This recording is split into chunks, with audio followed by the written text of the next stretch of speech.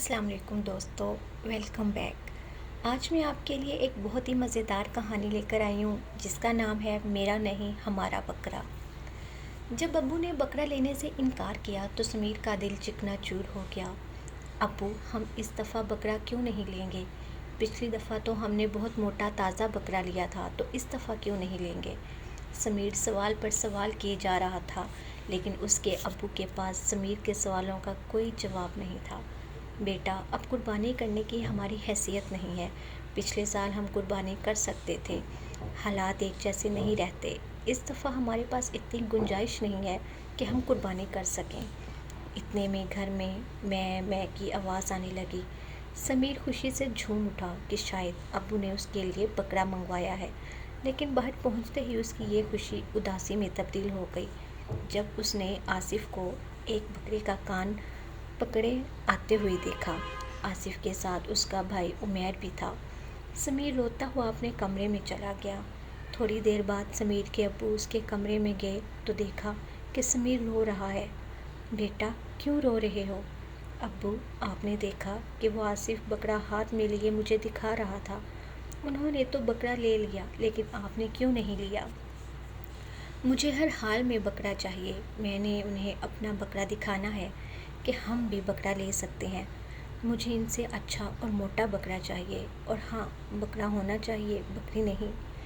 بیٹا، میں آپ کو کیسے سمجھاؤں؟ ہمارے پاس اتنی گنجائش نہیں ہے، ہم قربانی نہیں کر سکتے۔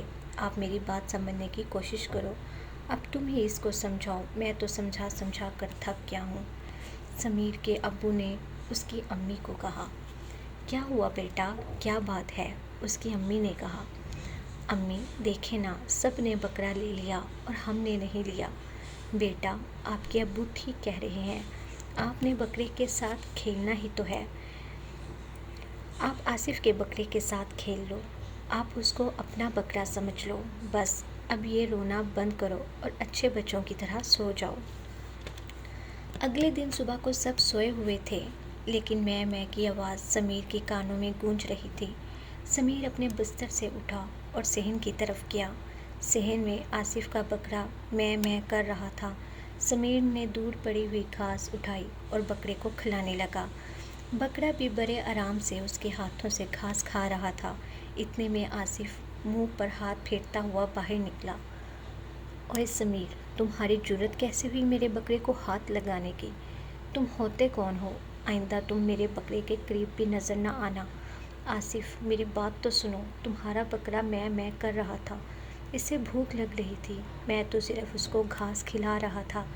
ٹھیک ہے، اب زیادہ بہانے بنانے کی ضرورت نہیں، اب تم مجھے اس کے قریب بھی نظر مت آنا۔ سمیر آنکھوں میں آنسو لیے اپنے حصے میں آ گیا۔ آصف اس کا تایا ذات تھا اور دونوں کے گھرانے ایک ہی گھر کے دو حصوں میں رہتے تھے۔ ان کے دادا بھی صحن کے ساتھ ایک بڑے کمرے میں رہتے تھے۔ وہ اس وقت کمرے میں بیٹھے قرآن پاک پڑھ رہے تھے۔ انہوں نے سمیر اور آصف کی ہونے والی گفتگو سن لی۔ دوپہر کو آصف نے اپنے بکرے کو خوب سجایا اور پھر اس کو گھمانے کے لیے گراؤنڈ میں لے گیا۔ راستے میں جاتے ہوئے دوستوں سے کہتا جاتا کہ دیکھو میرا بکرا کتنا خوبصورت ہے، تمہارے بکرے سے، اور کتنا موٹا بھی۔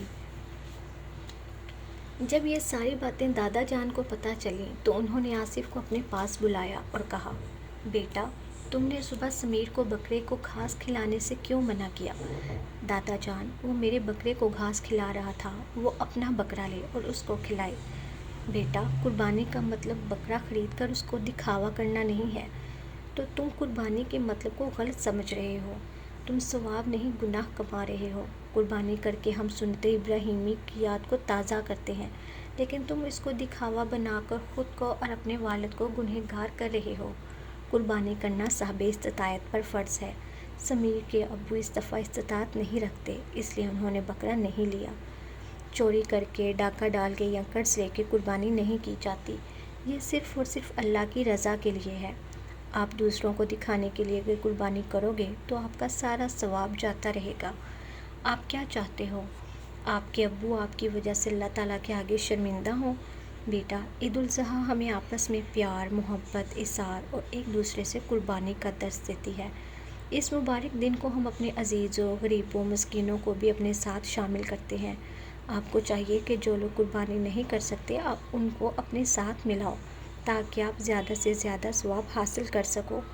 بیٹا، قربانی کا مقصد صرف بکرے کی قربانی کرنا نہیں ہے، قربانی کا ثواب اور طریقوں سے بھی حاصل کیا جا سکتا ہے۔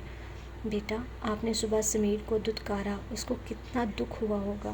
وہ تمہارا کزن ہے، کوئی غیر تو نہیں ہے۔ اس کے دل سے نکلی ہوئی ہر آہ تمہارے ابو کے ثواب کو کم کرتی رہے گی۔ اگر تم صبح سمیر کو کچھ کہنے کی بجائے اس کو اپنے ساتھ ملاتے تو تم اپنے جذبات کی قربانی دیتے۔ اگر تم ایسا کرتے تو تم نے سچ مچ قربانی کا مقصد جان لیا ہوتا، لیکن آپ کو سمجھانے کا کیا فائدہ؟ آپ کے سر پر تو دولت، عیش و آرام اور دکھاوے کا بھوت سوار ہے۔ اگر آپ یہی چاہتے ہو تو ٹھیک ہے، آپ خوشی سے لوگوں کو دکھاؤ جا کر اپنے بکرے کو، ان کے ساتھ مقابلے کرو، میں آپ کو کچھ نہیں کہوں گا۔ آصف منہ کھولے دادا جان کی باتیں سن رہا تھا۔ وہ فطرتاً ایک بہت اچھا بچہ تھا، اس لیے ندامت سے اس کی آنکھوں میں آنسو جاری ہو گئے۔ دادا جان، مجھے معاف کر دیں، میں بھول گیا تھا، میں دکھاوے کو ثواب سمجھ بیٹھا تھا، آپ مجھے معاف کر دیں۔ بیٹا، معافی مجھ سے نہیں، سمیر سے مانگو جس کا آپ نے دل دکھایا۔ ٹھیک ہے دادا جان۔ سمیر دروازے پر کھڑا ساری باتیں سن رہا تھا۔ آصف اس کے پاس گیا اور بولا، سمیر، مجھے معاف کر دو، میں نے تمہارا دل دکھایا۔ یہ بکرا میرا نہیں بلکہ ہمارا ہے، آؤ دوسرے بچوں کو بھی اپنے ساتھ شامل کریں اور اس کو گھمانے کے لیے لے کر چلیں۔ چلو جلدی سے چلیں۔